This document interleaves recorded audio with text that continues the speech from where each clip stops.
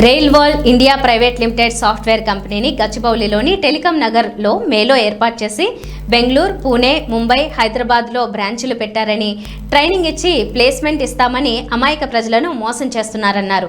ఒక్కొక్కరి నుండి 50,000 వసూలు చేశారని తెలిపారు. మొత్తం 49 మంది నుంచి 18 లక్షల వరకు వసూలు చేశారన్నారు.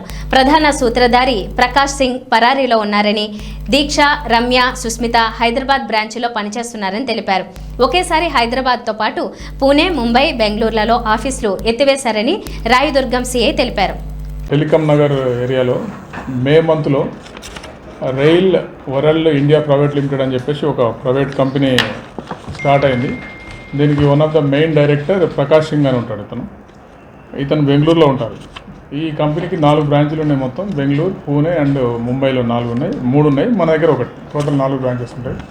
వీళ్ళు ఏం చేస్తారంటే ట్రైనింగ్ కమ్ ఎంప్లాయ్మెంట్ అని చెప్పేసి ఈ ఎంప్లాయీస్ అన్ఎంప్లాయిడ్ని ఎవరైతే ఉన్నారో వాళ్ళని అటాక్ చేసి వాళ్ళని ఎంగేజ్ చేసుకొని వాళ్ళకి ట్రైనింగ్ ఇస్తుంటారు. వీళ్ళు ఆ సందర్భంలో సెక్యూరిటీ డిపాజిట్ అని చెప్పేసి ఒక్కొక్కరి దగ్గర 40,000 రూపీస్ వరకు వీళ్ళు కలెక్ట్ చేసుకొని దగ్గర పెట్టుకుంటుంటారు.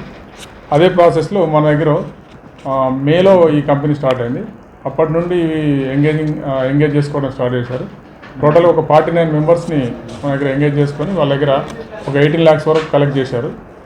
కలెక్ట్ చేసి ఒక గత 4-5 days నుండి ఈ ఆఫీస్ తీయటం మానేశారు. వీళ్ళు ఎవరైతే ఈ ఎంప్లాయీస్కు ట్రైనింగ్ కోసం వెళ్ళిన పిల్లలకు ఎంక్వైరీ చేసుకుంటే వీళ్ళకి మిగతా 3 బ్రాంచ్లు కూడా క్లోజ్ చేశారు. అక్కడ కన్సర్న్డ్ స్టేట్లో కూడా కేసులు అయిందని చెప్పి వీళ్ళకి తెలిసి